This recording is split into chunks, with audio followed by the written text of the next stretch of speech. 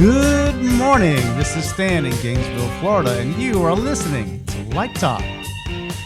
Hi, this is Steve in Dallas, Texas, and today we're going to talk about color, cyc lights, and pyrotechnics on Light Talk. Let's blow something up, baby. Yeah, like me. This is David in Long Beach, California. And if you don't already know, you are listening to Light Talk, and we are the Lumen Brothers. Humans as lumens. Hey, well, first, before we get started today, I just want to say that Driscoll Otto is some kid, isn't he? He's a rambunctious junior, isn't he? That was a great interview, man. I thought he had good stuff to say. Well, good stuff. You know, what's so interesting is the stuff about what's happening now, and also those cameras, the cameras he talked about. Yeah, I'm looking at reading. It's really cheap. Yeah. They're really cheap. I think I told my master electrician we're buying this because we have to check it out. I think it's called Lightform. Is that what it's called? Lightform, and then there was another one he mentioned I've been reading about also. That looks pretty cool. And did he talk much about the difference, Dave? Because you've talked about it before, the AR VR thing. We didn't really talk about that, to tell you the truth. We should have, but we didn't really get into it. You know what's also fascinating was how he pulled together La Donna del Lago at the Met when they were talking about this difference in styles, and he ended up oil painting everything. Yeah. Oh, I didn't say it during the show, but I wanted to mention the movie Loving Vincent. Have you guys seen that? Yes, I've seen it. Yeah, it's beautiful because it's like what he talked about. It's the brushstrokes come alive and the paintings are shimmering and the characters are alive. And I highly recommend it, David. And I made me think of it when he talked about that, the oil painting brushstrokes that he used. And I thought about Loving Vincent, whether he did it first and they copied him, or whether they did it first and he got that wind of that. Either way, it's brilliant. Well, anyway, we've got to actually get started because I got a call from Miles Dungeon, who is actually one of the big wigs over at German Light Products.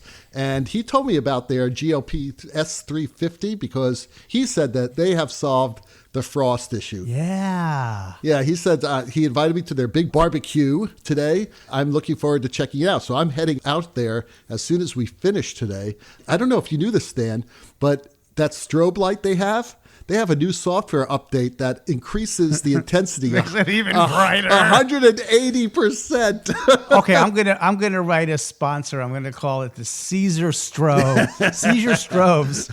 Strobe that will neutralize anybody, and certainly it will sterilize anyone. So. No, strobes of seizures. Anyway. I'll come up with something. Steve, you have the first listener question today. We have a question from Tina in Los Angeles. And she says, what do you say when a director says that she does not like your color? Well, there's a couple answers there. If it's in pre-production, then the two of you have a great deal of time to work through the color ideas on the show and come to a compromise or come to a change.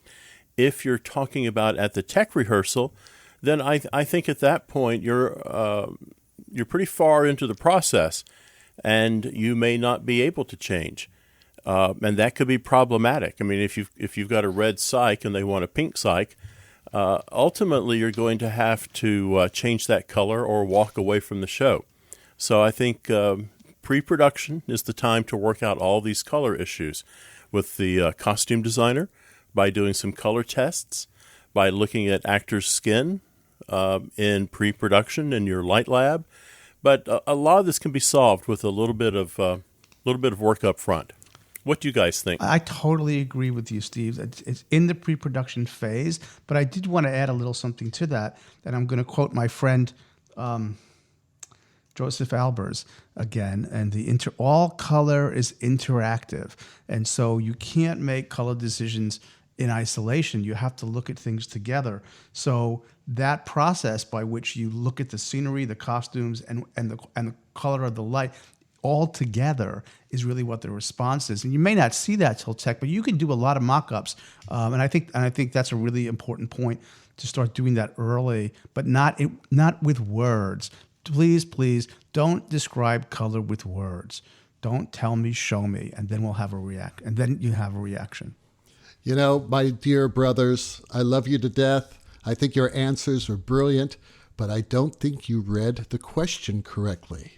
She asks, so what do you say when a director says that she does not like color I'll not change your color. No, she doesn't like color. Oh, You've heard well, this that's before. absurd. Oh, Well, no. oh. Yeah, I think where this comes from is that some people have had bad experiences with lighting designers who completely destroy costumes with bad color. Usually amber is to blame. Yes. Marmalade lighting is to blame. Now, I have met many directors who are very, very reluctant, until they know the way I work, to actually trust that. You show them a strong color, they say, I don't know. Well, let's look at it. Now, especially nowadays when color is the easiest thing to change in the world, if you have moving lights and LED and stuff like that. But I think that's where this question comes from. Now, again, your answers were fantastic when it comes to like not liking your color. But I believe, what you have to do is you have to convince the director to trust you. And one of the ways you can do that is you can show some of those colors in Light Labs. You can bring some costumes in, take a look at it, so that you don't kill the costumes and you certainly don't kill the skin tones.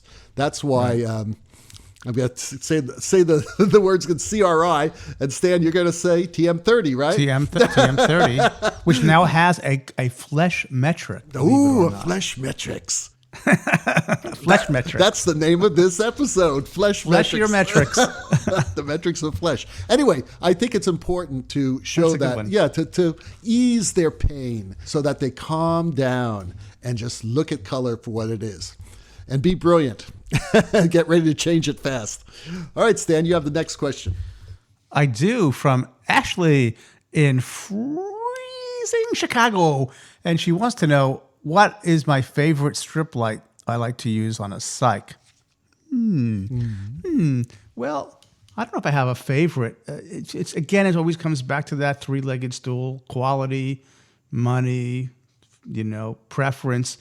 We went through this about 2 years ago. Steve and I had a long conversation, and I really liked the what are they called? But they're really expensive chroma cues, right? And I couldn't really afford the chroma cues, but they're really beautiful. And then I looked at the ETC products, which are very, very lovely, but they're not so inexpensive. And then Steve told me about the show lines from Philips, and I really said, you know what? For the quality of the light and the build quality and the cost, it was a no-brainer for me. So I ended up landing on show lines from Philips, and we're pretty happy with it. The only thing I would wish about them, because I like to sometimes not just use them for the cyc, we don't even focus them directly at the cyc. They're so bright, we just focus them straight down, and it's the ambient light that lights the cyc, so it sort of has an indirect quality, which I really love. It's nice and smooth, but I only wish they had one thing, because we like to sometimes use them as backlight bars, right? And they just got a lot of flair. So we're probably going to ask City Theatrical at some point to make us a set of custom barn doors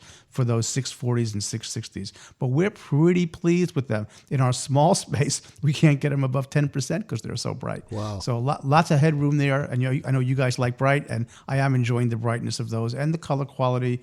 We're really good. They're really good. So I guess they're my favorites because I own them. They've got 96 feet of them. I really like the Robert Juliat Deus 860s. These are terrific LED strip lights. They come in single and dual rows of elements. We used them last year in Central City, and they were fantastic. Amazing color rendition, very, very, very good dimming curves, and they're super intense, which is fantastic too. So yeah, I highly recommend them. If you have the room and you don't want to go something different from strip lights, ETC has that wonderful new little unit that lights cycs. What is it called, gentlemen? Oh, well, there's a couple. There's the color source. There's the Celador. Color source. Yeah, but the color source I think they're less expensive, and they're very nice. And what we use at school are actually the cyc attachments for their LED Licos. We have like 8 of them on the floor that covers the whole thing. It's really, really great. So you have a lot of options now to light cycs. If you have the room and you already have LED Licos, then I think those attachments work really well, those cyc attachments. Yeah, they do. If you just want to get a color wash nice and even. Right. But I think if you want to do anything else like gradients or color moving across the sky or any kind of pixel-based effects that you can pixel map across the LEDs. We love that. I know. That is great. And that has changed everything. Boy, if I had that in the 70s, wow. Forget it. You'd have been everybody been hiring you just for that. Yeah, really. Hey, we can go back in time. Make a Lumen Brothers Time Machine. I see a sponsor. Anyway, you know what? Yeah, we should do that. We should do those time capsules where we put all of our stuff into a bottle and bury it for 50 years. There you go, and then come back somehow. I don't know. Anyway, our next question is from David in Chicago, another Chicago writer. How do you like that? Chicago they need something to do. It's freezing up there like crazy. It's unbelievably cold, and I'm glad both you guys made it home alive. By the way. Because I was really concerned. Just in time. I was concerned. Anyway, David from Chicago writes, why does it drive me crazy when I see contemporary lights in period movies or television shows? I was watching The Marvelous Mrs. Maisel the other night, and there is the Source 4 lighting fixture lighting Lenny Bruce. I saw that. WTF? Question mark. What does WTF mean? Anyway. What's the focus? Oh, there you go. Interesting question. Actually, we got this on our Light Talk page, and it actually came from David. So we moved it into a question because it's interesting. It seems to me, especially in this particular instance, where The Marvelous Mrs. Maisel, by the way, which is a fantastic series. My wife loves it. Oh, it's great. And, it's really classic and beautifully acted and well written, and the art direction is sublime. I'm sure they've won Emmys for it. It is just amazing art direction. But with all that period art direction, in several instances, sure enough, during the nightclub scenes, there is a contemporary lighting fixture. There are also period lighting fixtures, which I don't get. If they're going to take the time to have some period lighting fixtures, why not have them all period?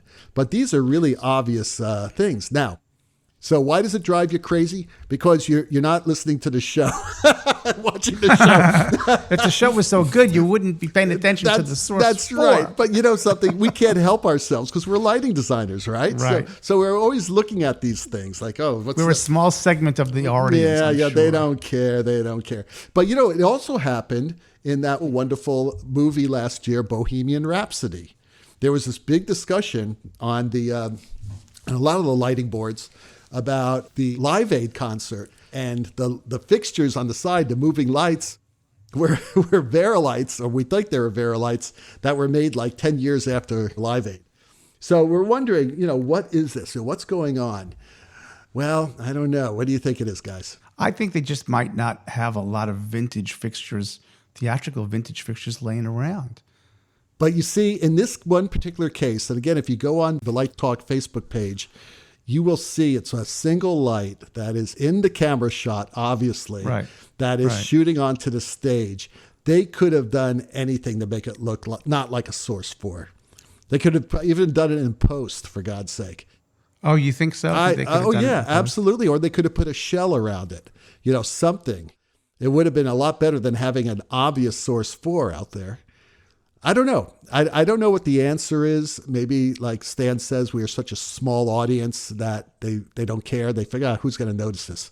But that's so hard to believe. It's with shows this popular, and especially the high quality of art direction, why they would let that go or make that decision. It would have been cool to see an old Kliegel, step lens fixture or something. Yeah. We should bring this up with Joel Rubin during his interview. It's like, where have all the old Kliegels gone? Where have all the old Kliegels gone?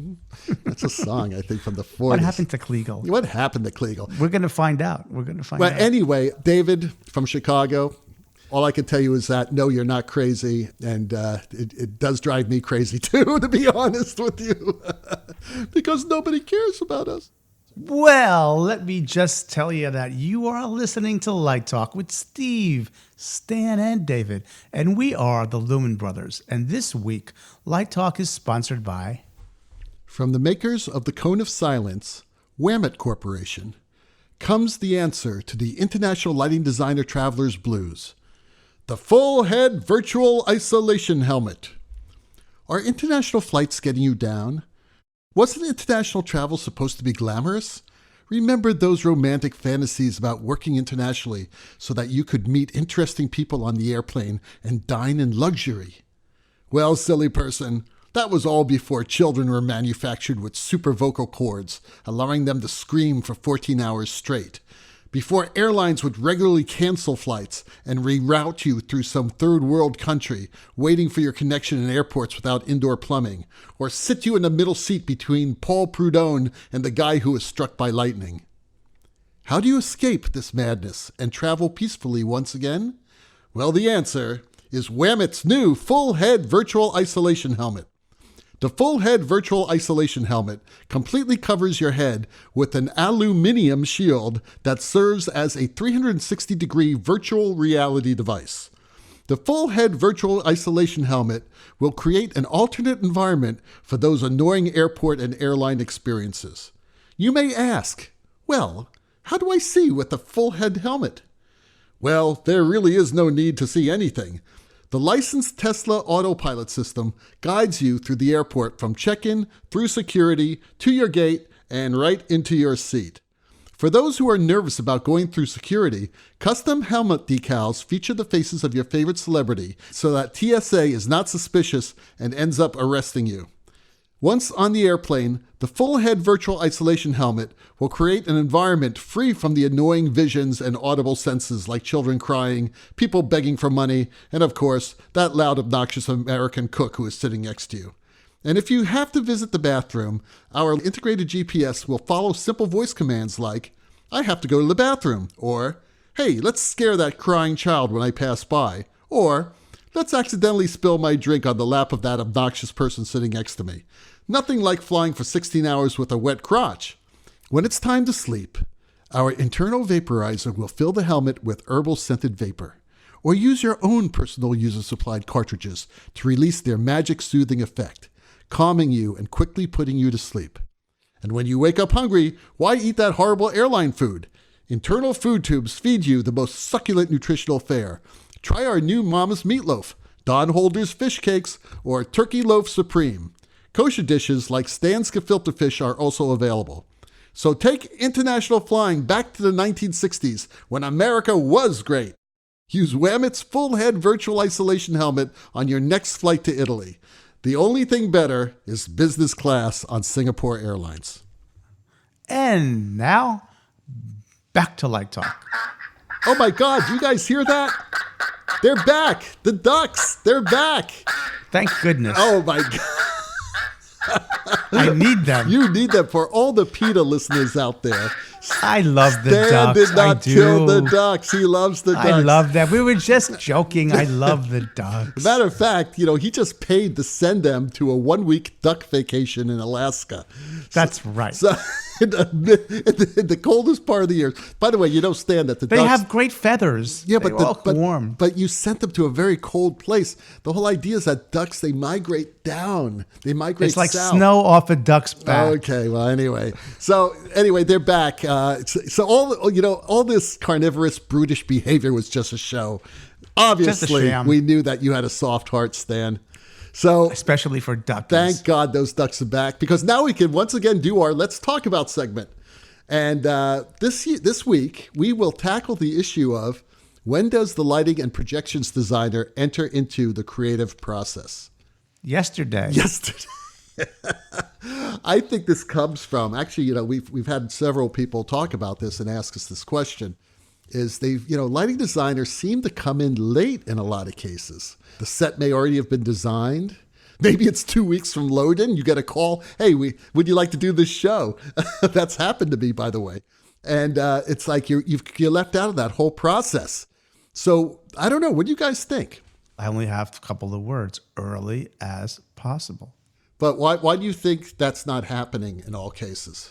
Oh, you mean to diagnose the reason? Yes, we got to actually get into the root of the issue. The root of the question. Why? So I think the deal here is a lot of directors are very comfortable working pretty early in the process with the set designer and possibly even the projection designer working out the landscape of the show. So I think traditionally you've seen that. set designer comes on board, they work up the ground plan, they work up a model, they talk through what they're going to do, and then, frankly, they bring the costume designer in before they bring in the lighting designer. So typically, the lighting designer comes in pretty late. Yeah. It depends on, a lot of my work now is with new plays. So I'm actually at the early script development of plays being done. There's a rough script. I sit down with the director who's going to be working on that. I sit down with the playwright, and actually the set designers in the room and the costume designers in the room with us also. So we hear that. Then we come back a few weeks later when revisions are done. So I think it depends on the nature of the show. If I'm doing a runway show, then I'm involved pretty early in the process. If I'm doing dance, pretty early in the process. But unless, and I don't do new opera. I work on a regional level, and those things, can be rough at times. You go into it and they say we're doing the 1952 La Scala La Bohème, and a lot of those decisions are made going into it, and they don't want to see something else. Those companies have limited budgets, and so you're coming in a bit as a lighting designer. You're coming in a bit as a workman rather than a creative artist. And you've been there, David. I mean, I'm sure not often, but it's here is load in, here is tech, there's a SIDS probe, and by the way, we're going to dress it and then we open it.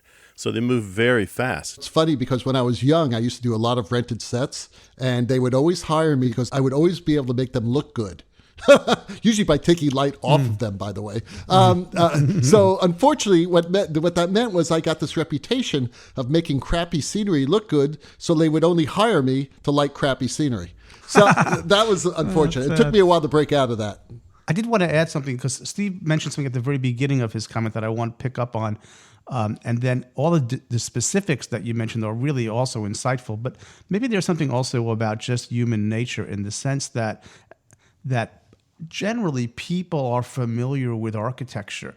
They walk through doors, they open windows, they sit on furniture, they clean the floor. So the set is somehow already something they feel that they understand. The same can be said for clothing. People wear clothes. They get dressed every morning. They buy clothes. There's sort of a direct connection. But light, as for most people, and even if you're it's a switch on the wall. There's not a lot of sort of, unless you're a photographer or unless you really sort of pay attention to it, sometimes it's just utilitarian, sometimes it's just always there. So maybe there's a tendency to, you as a person, just to gravitate to the things that you comprehend better. And sometimes I think lighting designers, I try not to be guilty of this myself, is we sometimes speak in lingo, which makes it difficult. So I try to encourage my students to not use lighting terms that we talk about when we're talking shop, but to speak in dramaturgical terms, to talk in poetry, to talk in mood, to use words that are understandable so that you don't build this sort of disconnection. And maybe that's part of the reason. I don't know. I'm just speculating. I think those are really good points, Stan. But I can sort of narrow this down into 2 or 3 things here. It depends on the director. Sure. When you work with Paul Curran, and my students have asked them, how do you choose your team, your lighting designer, your set designer, your costume designer, projections designer? And he says, he always answers, I choose them because they think like directors. So if a director comes into the project with collaborators who are also directors, then he's going to, or she's going to want these people to be in early on the process. And that's always the case with Paul and me, and I'm sure with Driscoll as well, and everyone else that Paul works with, Kevin Knight, et cetera. Now, I think the other problem is the way a lot of universities teach this when they do their own productions. Now, not in all cases, I'm not saying this is the fact, but they feel just because this has happened in the past means that this is the way it is now, or it should be in the future. What we do at our university is that we insist that all early design meetings include all the designers. Even if the lighting designer has nothing to say, which I'm sure they will have something to say because they're thinking about it as a director, that they are involved. I was sitting in one of those meetings, and the lighting designer, the first meeting actually, came up with the end of the show, immediately came up with an idea that was more scenic in nature, scenic Yeah, end lighting. And that idea now has continued. Now, this I think that directors who don't follow that, who don't look at the team as a team from day one, are cheating themselves. That's how we work. We work like that too. So I think the schools need to change and insist. I mean, it's basically a policy that even, when guest direct, because we use mostly guest directors, they come in and we say, no, you don't meet just with the set designer. You meet with the costume designer, lighting designer, and projection designer as well. That's just the way it is. So people get used to that. And directors, like I said, most good directors will work that way.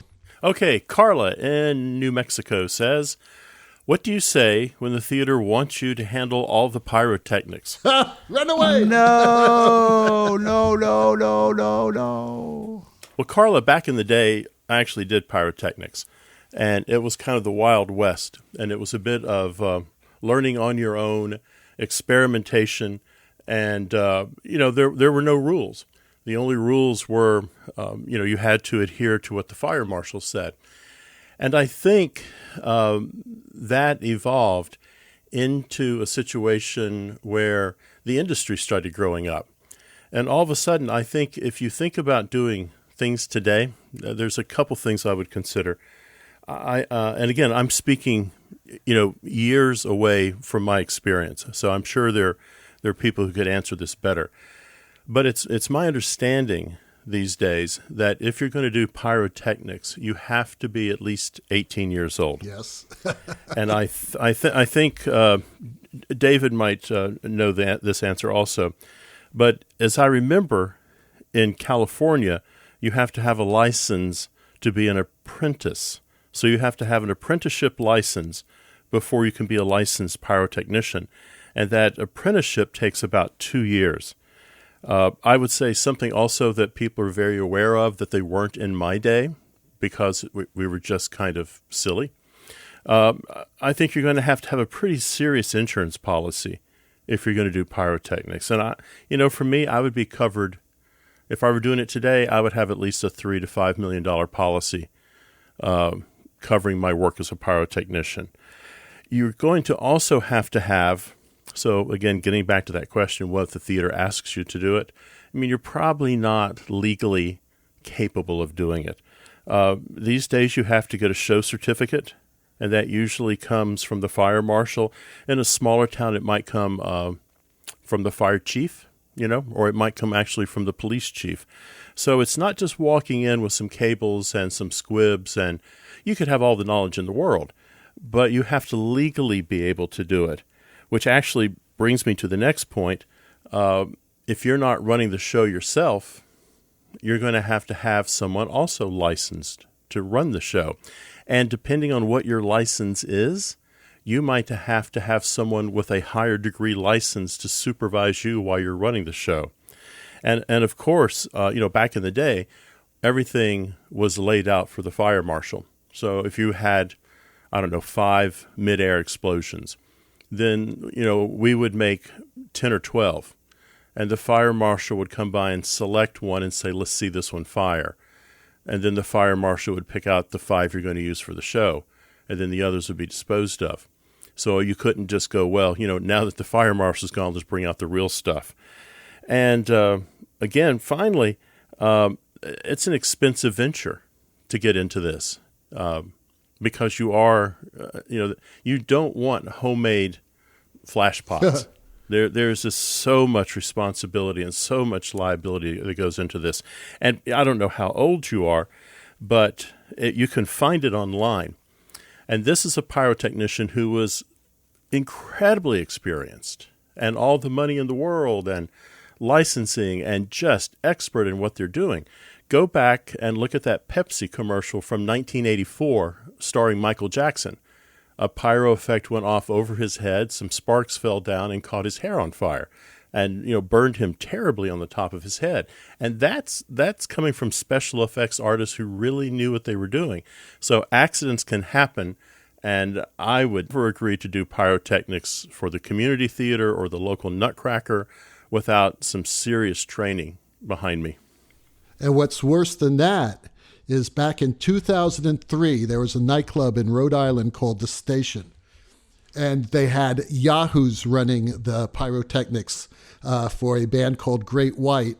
And this was in a room that had sound insulation that was not fireproofed on the ceiling. It also had no sprinkler system. And the whole place went up in less than a minute and killed 100 people and injured over 187 people.